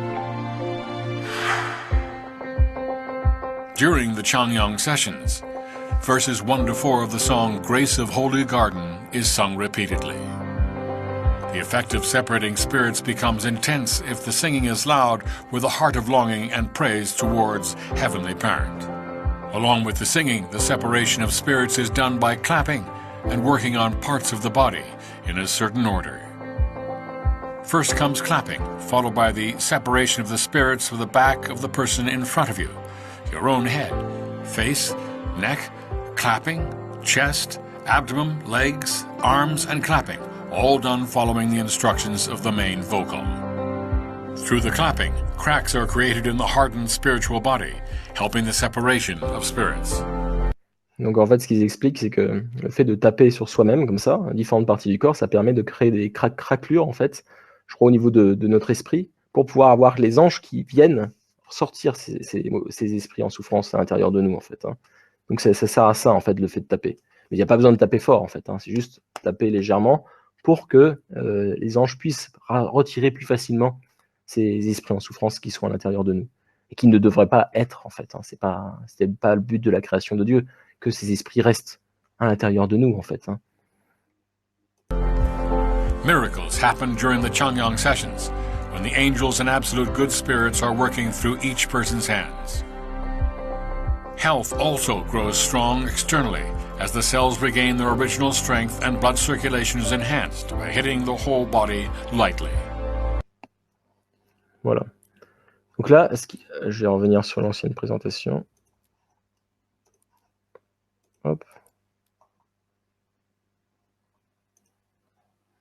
Non. Voilà, donc ça, c'est en fait, c'est la libération personnelle de Chanyang Yoksa. Donc, qu'est-ce qui se passe en fait? Pour vous expliquer, c'est que quand on se tape, justement, selon les parties du corps, il y a de différents types d'esprits en fait. C'est ce qu'ils expliquent, qui ont eu différents types de problèmes, différents types de souffrances en fait. Et donc, il faut bien taper un peu toutes les parties du corps pour pouvoir aider les anges à extraire de nous ces esprits en souffrance. Et qu'est-ce qui se passe? C'est que ces esprits, lorsqu'ils sont retirés, bah, en fait, ils arrêtent de nous créer du tort, parce qu'il faut bien comprendre que ces esprits mauvais, ces esprits en souffrance, pardonnez-moi, ils veulent nous faire du tort, en fait. Ils veulent nous causer des maladies, ils veulent nous bloquer pour aller vers Dieu, en fait, tout simplement. Et donc, ça crée justement un blocage. C'est encore parce que pourquoi on a, comme je vous ai dit, c'est à cause des péchés ancestraux, par exemple. On a cette rancune en fait de ceux à qui mes ancêtres ont fait du mal, et ils veulent me faire du mal en fait. Ils restent en moi pour en quelque sorte éliminer son ennemi. En gros, pour lui, je suis son ennemi. Et donc, ces esprits sont en nous pour essayer de nous éliminer à petit feu. Voilà. Et donc, typiquement, moi, j'ai eu des expériences quand je suis allé pendant là-bas à 40 jours. Donc, j'ai fait ces séances de Chanyang Yoksa 2 fois par jour pendant 40 jours. Bah, je vous dis, j'ai eu une transformation énorme, énorme. Et il y avait des vidéos au début qui présentaient, ouais, genre un peu cheesy, qui disaient ah, ça va vous changer votre vie, etc. Je dis mais n'importe quoi. C'était, je trouvais ça, c'était abusé. Mais c'était vraiment ça pour moi en tout cas. C'était vraiment ça. Donc c'est pas toujours le cas. Je connais d'autres personnes qui sont allées, ils n'ont pas senti un changement énorme, mais moi, c'était énorme, parce que moi, j'en avais besoin peut-être, alors que les autres, ils étaient déjà bien. Et moi, j'en avais besoin énormément. Et ma mère, elle est très ouverte spirituellement, donc elle voit les esprits. Et moi, par exemple, quand j'étais jeune, j'étais très bloqué. J'étais bloqué dans ma pensée, j'étais très borné, très têtu, en fait. Et par exemple, même moi, mes parents, moi, par exemple, je voulais pas aller à la bénédiction. Je savais même pas en quelque sorte pourquoi. Pour moi, je disais non, c'est pas pour moi, par exemple. C'est pas mon chemin. Et ça, c'est les esprits qui nous influencent à avoir ces pensées. C'est comme quand je vous disais, par exemple, dans mes pensées, il y a Dieu qui m'inspire avec des bonnes pensées, mais les mauvais esprits nous inspirent avec des mauvaises pensées. Ils nous créent des blocages dans notre pensée, en fait. Donc ça, c'est un premier moyen de nous faire du mal, c'est de nous bloquer le chemin pour aller vers Dieu. Ils vont dire, bah non, ça, c'est pas possible. Voilà, ils nous bloquent. Donc moi, c'était typiquement le cas. Un autre cas, c'est par exemple quand j'étais jeune, je voulais me suicider. Pourquoi je voulais me suicider? J'avais des parents aimants, j'avais des amis aimants, j'avais tout ce qu'il fallait, j'avais pas de problème. À l'école, j'avais aucun problème. Aucun problème. Pourquoi je voulais me suicider? Et ça, moi, je vous dis, quand vous n'avez pas de explication, quand souvent vous n'avez pas d'explication d'un point de vue logique, physique, c'est parce que ça vient du monde spirituel. Il faut bien comprendre que on ne vit pas que dans un monde physique. On vit dans un monde physique et spirituel. Et comme on a dit, le monde spirituel par rapport au monde physique, c'est un rôle de partenaire sujet par rapport au partenaire objet. Donc le partenaire sujet, c'est celui qui initie, qui guide. Donc en fait, le monde spirituel, il a en quelque sorte, il guide le monde physique. Donc il a une influence sur le monde physique. Et je vous dis qu'elle est très forte. Et moi, quand je suis allé là-bas, au bout de même avant la fin des 40 jours, je vous dis que moi, mon esprit a complètement été libéré. Avant, j'étais borné, têtu. Et là, j'étais complètement libéré de ça. J'étais beaucoup plus ouvert d'esprit. Mon cœur était beaucoup plus ouvert. J'étais beaucoup plus ouvert à n'importe quel type de discussion, ouvert au point de vue différent des autres. Donc, par exemple, quand on dit la paix, comment on peut se faire la paix? C'est quand on respecte les points de vue des autres. Et moi, je n'arrivais pas à respecter, en quelque sorte, les points de vue des autres parce que j'étais borné à dire ah non, c'est comme ça, c'est comme si.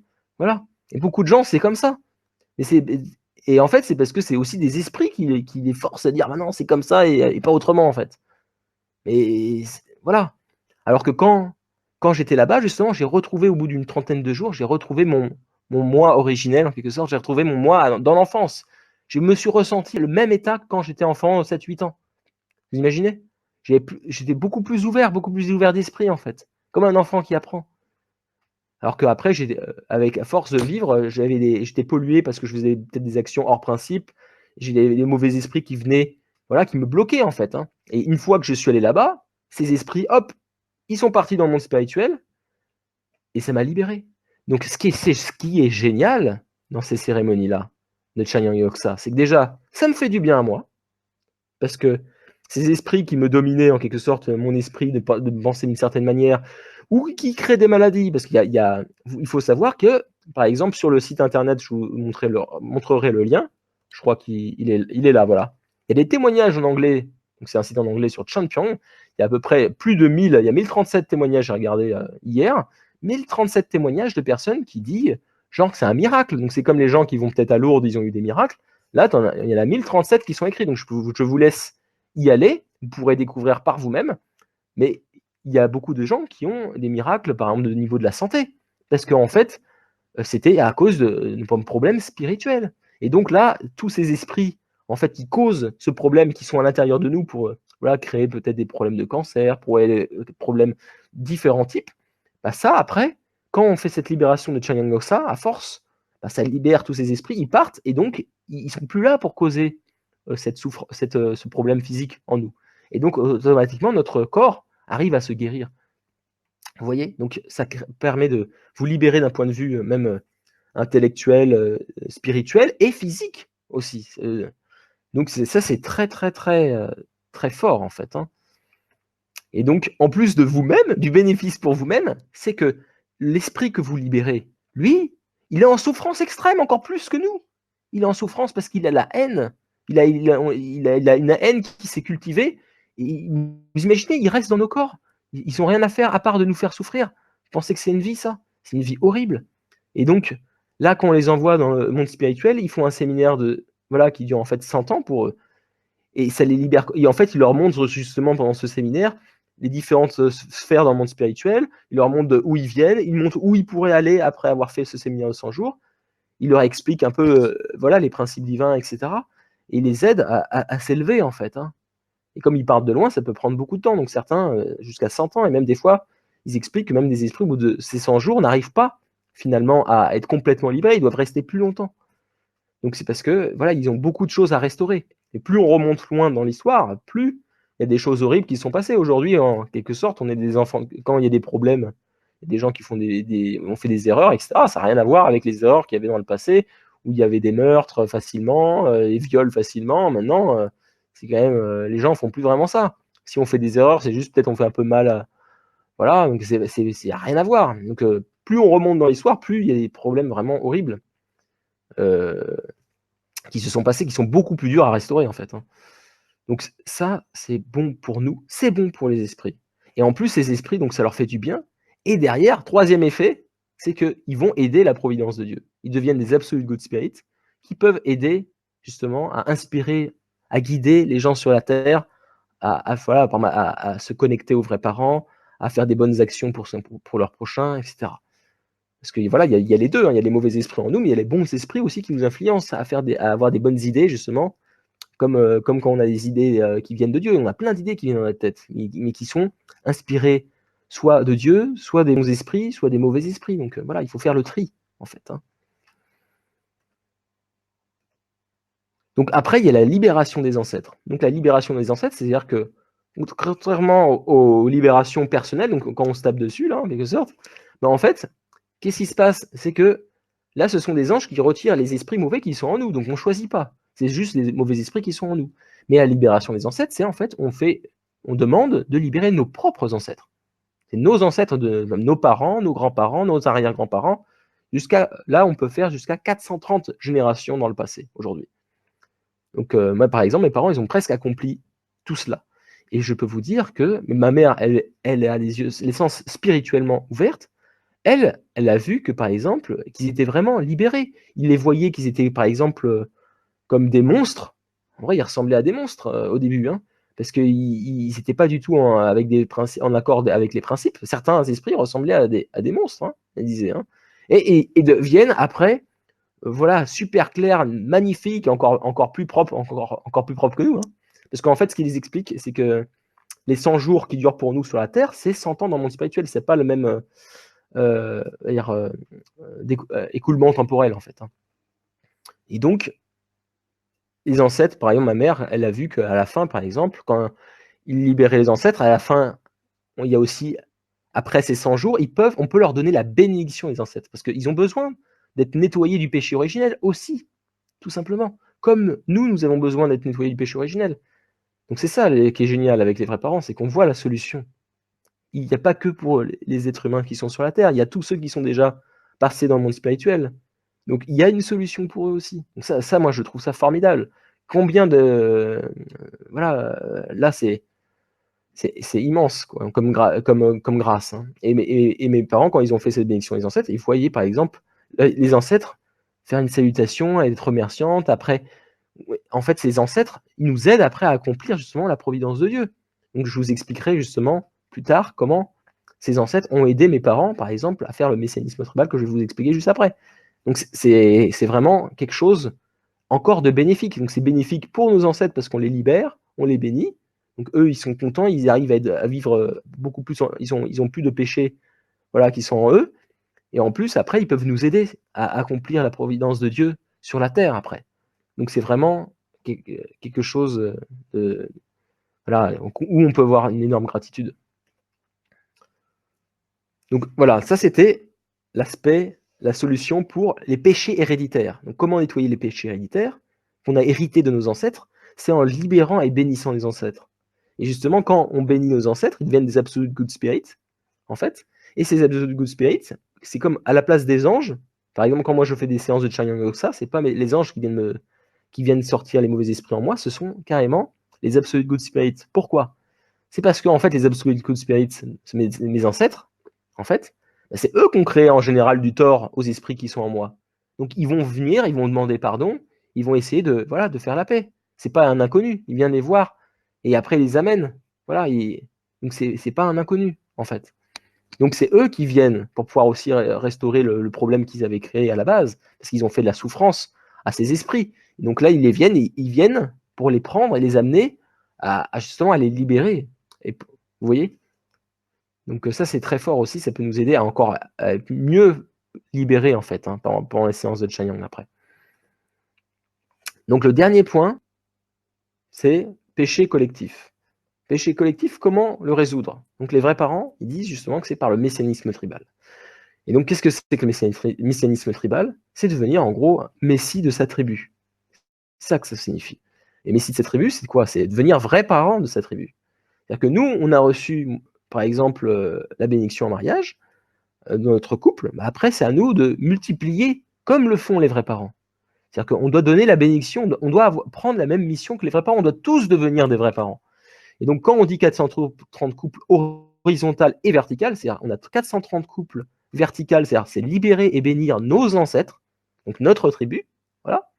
Donc on leur donne la bénédiction en mariage, donc d'abord il faut les libérer, puis leur donner la bénédiction en mariage. Donc ça c'est les 430 couples. Voilà, c'est une condition 431. Bien sûr, on a beaucoup plus d'ancêtres, hein, mais c'est une condition qui permet d'indemnifier en fait les péchés collectifs qu'on a pu recevoir en fait. Hein. Et ensuite, il y a les 430 horizontales. Donc ça, c'est les 430 couples de personnes qui vivent sur la Terre. C'est ça que ça signifie. Donc c'est par exemple des gens autour de moi, donc des amis, des personnes, voilà, des inconnus que je peux trouver, que je vais amener à leur donner la bénédiction. Donc par exemple, vous m'écoutez, je peux vous donner la bénédiction en mariage. Voilà. Et bien sûr, 430, c'est juste une condition pour pouvoir indemnifier ce messianisme tribal. Mais le but de Dieu, c'est toute la planète. C'est les 7 milliards d'êtres humains sur la Terre qui doivent recevoir cette bénédiction en mariage. Donc 430, c'est juste pour pouvoir payer ce péché collectif, en fait, indemniser ce péché collectif. Donc, finalement, c'est ce que je vous avais expliqué, c'est que quand les vrais parents, même eux, il y avait la responsabilité est en 3 parties. S'il y a Dieu, il y a les vrais parents, et après, il y a les êtres humains. Et donc, notre responsabilité, c'est le messianisme tribal aussi. Voilà. Et c'est de devenir vrais parents. Et après, c'est de continuer, bien sûr. Hein, c'est continuer à faire la providence de Dieu jusqu'à qu'il n'y ait plus personne qui souffre, que tout le monde soit ramené dans le lignage de Dieu. Et donc, même si les vrais parents sont partis dans le monde spirituel, et moi, avec mon épouse, on va donner la bénédiction, et tous les autres qui ont reçu la bénédiction vont faire de même. Et donc, ça va multiplier ainsi, en fait, hein, jusqu'à atteindre toute l'humanité. Donc, le but, c'est aider l'humanité à se connecter à Dieu, tout simplement, parce qu'on multiplie, en fait, le bien. Donc, le processus de la chute, c'était multiplier le mal. Adam et Ève, ils ont multiplié, voilà, ils ont créé une famille, ça s'est multiplié, ça a créé des communautés, un monde centré sur Satan. Et là, c'est à l'inverse, on a le lignage de Dieu, et on multiplie le bien, et on le multiplie à toute la société, etc., jusqu'au monde entier. Voilà, donc c'est ça. Donc, permet de leur apporter de la joie, parce que c'est ça, hein, on élimine la nature déchue, donc vous allez pouvoir vivre en accord plus facilement avec les principes de Dieu, vous connecter plus facilement à Dieu, et donc d'apporter plus de joie à Dieu, parce qu'il va retrouver ses enfants qui lui sont chers, en fait. Hein. Chacun de nous est cher à Dieu. Dieu, il veut avoir une relation particulière avec chacun de vous. C'est son désir ardent. Il veut vous retrouver. Et pour ça, des fois, il ne peut pas être en relation avec vous parce que vous avez trop de nature déchue en vous. Parce que comme on avait expliqué dans le principe, quand on a trop de nature déchue en nous, Dieu ne peut pas interagir avec quelque chose qui n'est pas dans son principe. Donc si on fait que des actes hors principe, il ne peut pas interagir avec nous. Mais si on fait que des actes, plus on fait d'actes qui sont dans le principe de Dieu, plus il peut interagir avec nous. Et lui, il veut interagir comme un parent le ferait avec ses enfants. Tout simplement, avoir une relation particulière. C'est pas genre, ah, je vois mes enfants, je vois ma progéniture de loin, ah voilà, ils se comportent bien, c'est bien. Non, il veut être au cœur de nos familles, il veut être avec nous, il veut partager avec nous toutes les choses, en fait. Hein. Ensuite, ça permet de quoi? Ça permet de restaurer le péché originel chez chacun des personnes que nous allons bénir. Ça permet de restaurer son propre péché collectif. Ça permet de restaurer le processus de la chute. Donc c'est justement le fait que, par exemple, ce que je disais, multiplier le mal, bah là on multiplie le bien, tout simplement. Et justement, le processus de la chute, c'était que, aussi, au niveau de la famille d'Adam et Ève, qu'est-ce qui s'est passé? C'est que Ève, elle a chuté avec Lucifer, donc avec Satan. Et en fait, après, par la parole, elle a essayé de tenter Adam, en fait. Et l'attirer à faire le mal. D'accord? Ce qui est très intéressant, c'est qu'on voit la puissance de la parole. La parole, c'est vraiment par la parole que Satan a tenté Ève pour l'amener à faire des mauvaises choses. Et Ève, c'est pareil, elle a tenté Adam pour faire des mauvaises choses. Et là, en fait, on va faire le processus inverse. C'est le processus du messianisme tribal. C'est quoi? C'est que tu vas justement essayer de trouver des gens, les amener justement par ta parole, donc comme là je fais actuellement avec vous, voilà, je vous ai présenté le principe divin. En gros, moi je fais mon messianisme tribal actuellement là. C'est parce que je veux enseigner les gens, leur donner la parole de Dieu pour les ramener vers Dieu. Donc faire le chemin inverse. Satan, Ève, ils ont ramené l'autre à faire le mal par leur parole. Moi, je veux ramener les gens à faire le bien par ma parole, en fait. Voilà. Donc c'est le processus inverse de la chute, et c'est justement, c'est le fondement de substance, c'est de ramener quelqu'un en position Caïn. Voilà, moi je suis en position Abel, quelque sorte, je suis plus proche de Dieu que les personnes qui n'ont pas encore reçu la bénédiction. Bah, je vais les ramener, voilà, en leur donnant la bénédiction, je vais les amener à pouvoir être connectés à Dieu. Je suis le médiateur de l'amour de Dieu en leur donnant la bénédiction en mariage. Et après, ils pourront être connectés directement à Dieu et ils feront pareil avec les autres. Vous voyez? Donc aussi, pour moi, quelque chose qui est très important dans son messianisme tribal, c'est qu'il faut que ce soit un partage simple. Ne pas imposer, car cela violerait le principe de libre arbitre de la part de responsabilité. Donc c'est pour ça que moi, là, ce que je vous dis, c'est que voilà, vous n'êtes pas obligé vous prenez les choses qui vous intéressent. Peut-être qu'aujourd'hui, vous n'aurez pas envie de recevoir la bénédiction en mariage. C'est pas grave, c'est votre libre arbitre. Peut-être que vous n'êtes pas prêt encore. Moi, ce que je vous engage, c'est si vous ne vous sentez pas prêt, en tout cas, c'est de prier, vraiment, de voir est-ce que vous devez le faire, en fait? Est-ce que c'est la volonté de Dieu? Parce que moi, je sais que c'est la volonté de Dieu, mais vous ne le savez pas forcément, vous n'avez pas eu cette expérience. Donc je vous encourage à faire des conditions limitées, à prier, en tout cas pour avoir cette réponse en fait de Dieu directement. Voilà, donc je vous encourage vraiment à étudier davantage. Des fois, vous n'avez pas une expérience spirituelle directe, mais en fait, il faut bien comprendre que c'est pas juste par des expériences spirituelles. C'est comme je vous disais, les gens qui sont amenés à croire en vrais parents, croire au principe divin, c'est pour différentes raisons. Ça peut être parce que spirituellement, ils ont une révélation, comme ma mère. Ça peut être intellectuellement par rapport au principe divin, comme mon père. Ça peut être, je vois les solutions comme moi-même. Il y a des gens, par exemple, c'est parce qu'ils voient, c'est une super communauté. Quand ils ont vu des personnes qui ont les accueillis, ils ont vraiment un amour inconditionnel. C'est génial, ces personnes-là, j'ai envie d'être avec eux. C'est comme une grande famille internationale. C'est vrai que c'est magnifique. Quand on est groupes internationaux, on se retrouve ensemble, c'est génial. Donc les gens, ils viennent juste parce que c'est pour la côté communauté. Voilà. Donc il y a tous les genres en fait de personnes. Et ce qui est important pour vraiment renforcer en fait sa conviction, c'est qu'il faut gagner un peu tous les aspects. C'est-à-dire que, ok, tu n'as pas eu d'expérience spirituelle, je t'engage à faire des conditions peut-être pour recevoir des expériences spirituelles. Tu n'as pas compris intellectuellement le principe divin, étudie plus le principe divin pour mieux le comprendre. Ou suis des webinaires comme je le donne pour mieux comprendre. Voilà. Donc, ça, c'est pour le simple partage. Donc, très important. Pas forcer les gens, c'est leur libre arbitre.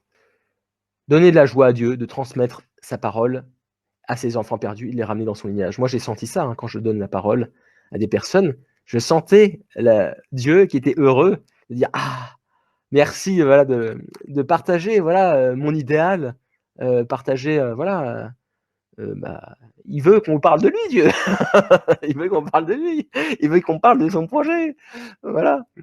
Donc ça permet aussi de développer son cœur, parce que quand on va essayer de bénir 430 couples, c'est bien sûr, il y aura plein de couples différents.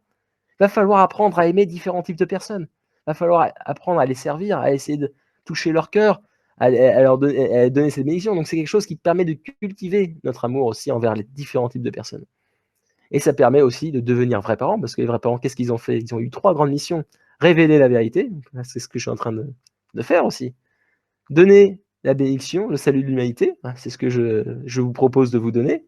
Voilà, donc si vous pouvez me contacter sur mon email, je serai ravi de vous donner cette bénédiction en mariage. Et troisième point, c'est quoi? Créer un monde de paix. Donc moi, je vous expliquerai plus tard que justement, c'est par l'éducation que moi, je œuvre pour créer un royaume de paix. Je donne justement une éducation pour créer la paix en vous, pour pouvoir refléter cette paix dans le monde entier. Voilà. Donc ça, c'est pour le messianisme tribal. Voilà. Donc je vais juste vous montrer une vidéo, par exemple, de bénédiction, encore, et des gens qui font leur messianisme tribal, en fait, qui c'est au Bénin, parce que ça marche bien au Bénin. J'y suis allé il n'y a pas longtemps, et j'ai vu des bonnes vidéos qui étaient sympathiques. Donc je vais vous les présenter tout de suite. Et on va terminer, je pense, par ça. Donc, voilà. Donc c'est un peu des news sur le messianisme tribal, justement. Donc c'est au Bénin, voilà, donc il y a différents types. Voilà, dans la commune de Dangbo, 37 couples ont reçu la bénédiction. C'était à l'occasion d'une cérémonie de remise d'attestation à des volontaires pour la paix formés dans le cadre du projet Ma santé dans ma main. Le 24 juin dernier, suite au séminaire des leaders religieux de Dangbo, le pasteur fondateur de l'église MIGV a reçu la bénédiction. Un événement important de sa vie dont il déclare avoir reçu la vision depuis 20 ans. Après la cérémonie, il a également reçu des messages spirituels lui confirmant que c'était la voie à suivre. À Zunguer, une localité de la commune de Dangbo, le couple local a officié une cérémonie de bénédiction pour 7 couples. 5 couples ont reçu la bénédiction à Sérété. La cérémonie était officiée par le couple Wewe et la conférence présentée par M. Patrice Huard. Voilà, donc là c'était un petit résumé. Voilà, des activités de messianisme tribal au Bénin. Donc, vous voyez qu'en gros, il rassemble les couples un peu du village, ceux qui le désirent, pour recevoir cette bénédiction en mariage. Et il la donne. Donc souvent, il présente rapidement le principe divin, juste le principe de la création et la chute, pendant peut-être 30 minutes, 1 heure, pas plus. Et après, on leur donne la bénédiction mariage. Voilà, c'est juste pour comprendre ce qu'ils reçoivent, en fait. Donc, et après, ils peuvent recevoir, s'ils veulent, ils peuvent étudier davantage plus tard. Voilà, donc le but principal, c'est de bénir les gens. Voilà, c'est qu'ils puissent être ramenés dans le lignage de Dieu. C'est ça le but du messianisme tribal. Donc je vais vous présenter une autre vidéo, ce sera la dernière, pour vous montrer que le messianisme tribal, c'est quelque chose, un point clé justement que le Bénin est en train de travailler en ce moment, c'est de justement contacter les leaders spirituels pour que les leaders spirituels eux-mêmes, les différentes congrégations spirituelles, puissent donner cette bénédiction mariage à leur propre congrégation, en fait. Parce que voilà, c'est une bénédiction de Dieu qui permet de ramener les gens au lignage de Dieu. On peut garder sa religion, comme je vous l'avais dit.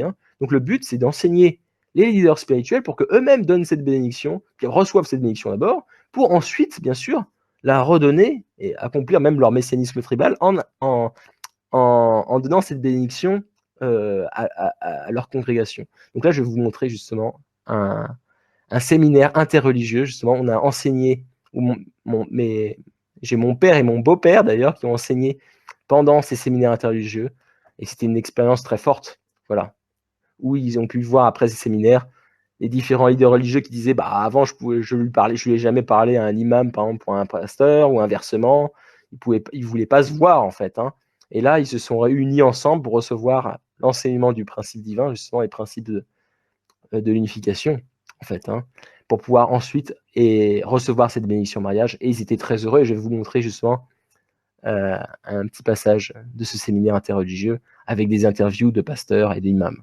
Voilà. Donc, je vous présente ça tout de suite et on terminera par cette vidéo et après on arrêtera.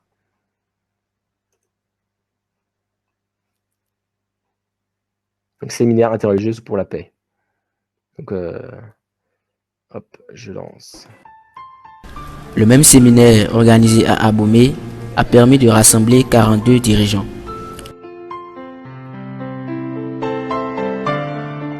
Si tu dis à un prostitué, tu es le fils du diable, il ne peut pas te pardonner. Il sait que lui l'a volé, mais lui n'est pas le fils du diable. Cette étape, une cérémonie de bénédiction a soldé l'enseignement. 7 leaders religieux, dont des pasteurs célestes et évangélistes, ont reçu la bénédiction avec leur épouse.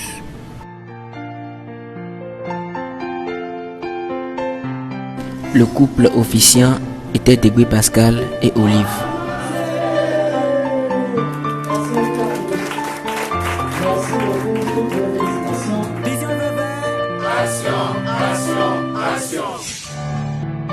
Ils étaient 100 à Dangbo, venus de toutes les congrégations et toutes les localités de la commune.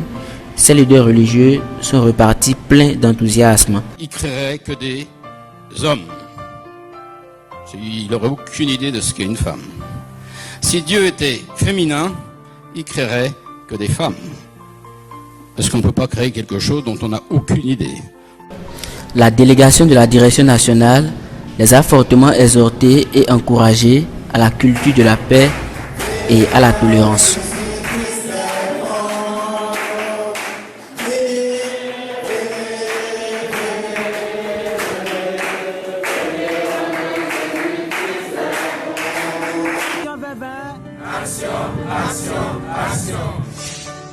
Porto Novo a connu la présence de 60 participants avec une très forte représentativité des musulmans. Désormais, plus de place pour les préjugés et la ségrégation. Dans la fraternité, dans l'amour du prochain et dans l'acceptation de l'autre, tous sont résolus à construire un Bénin nouveau. Au nom de la délégation des musulmans à Porto Novo, je remercie le Seigneur qui a permis à nos organisateurs